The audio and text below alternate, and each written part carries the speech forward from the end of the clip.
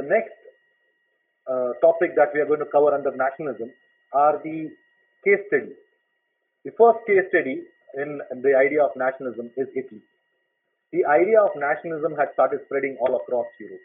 It started from USA, and from there it took over into France.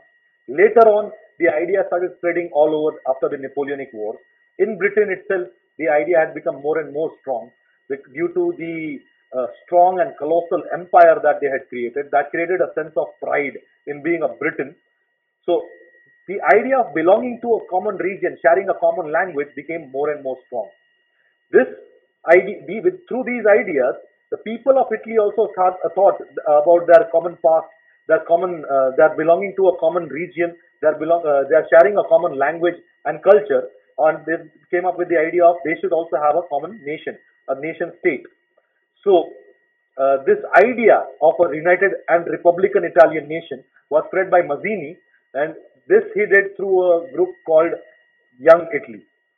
This group had its bases all across Italy, and more members started joining in. They tried to start revolts in different parts of Italy, different kingdoms of Italy, but invariably failed. The objective of these revolts was to create a republic of a united Italy. And Garibaldi is one of the most noted and famous revolutionaries of these times.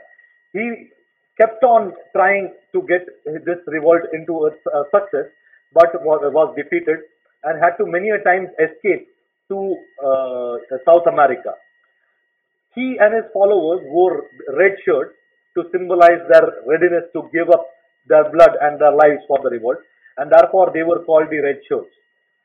The revolt, or rather the idea of a unified Italy, got support from a very unexpected quarter, and that was the kingdom of Piedmont and Sardinia. The new king of Piedmont and Sardinia, Victor Emmanuel II, and his prime minister Cavour jointly came up with the idea of creating a unified Italy under them, as they were having the credentials. They were the only Italian kingdom in Italy at that point of time.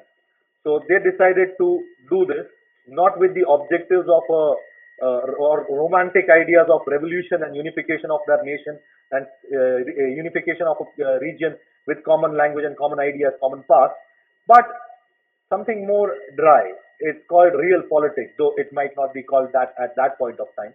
But this approach was later on called real politics.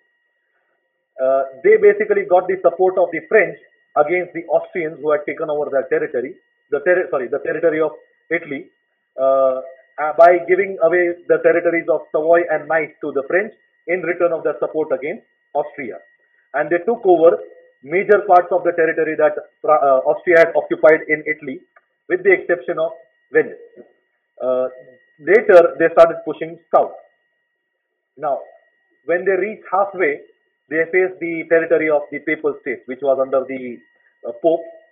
That was the time when Garibaldi realized that, okay, this is a good time and we can get good support. And he came back and started pushing north. He and his followers took over Sicily, Naples, and the rest of southern Italy, and they started pushing north and eventually took over southern Italy. At this point of time, Cavour basically put across the proposal to Garibaldi to give up his part of the kingdom or the conquered area to Victor Emmanuel II, and therefore to secure the unification of Italy, to which Garibaldi agreed, and this is how Italy was unified. Okay, and again the same factors over here. If you look at it, this was the idea of unification. People belonging to a same region, having a common past, sharing a common language and religion, got together to create one nation, that was Italy.